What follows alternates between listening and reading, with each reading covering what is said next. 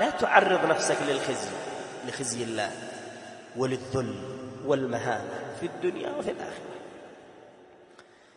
العزيز الذي يريد أن يعز نفسه يعزها بالطاعة، طاعة الله سبحانه وتعالى. هذا هو العز يا أخوان.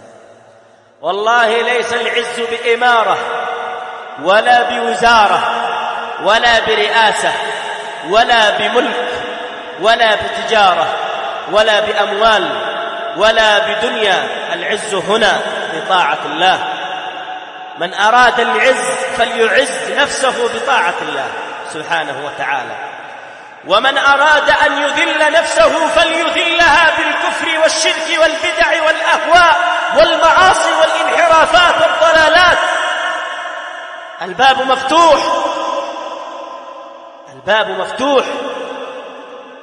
وقد حذرنا النبي صلى الله عليه وسلم وحذرنا ربنا بقوله: اعملوا ما شئتم إنه بما تعملون بصير.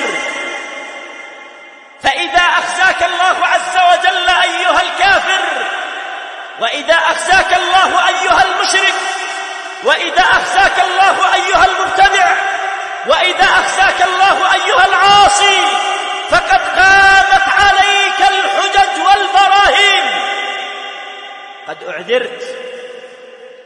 قد أعذرت من الله سبحانه وتعالى، وأعذرت من رسول الله صلى الله عليه وسلم.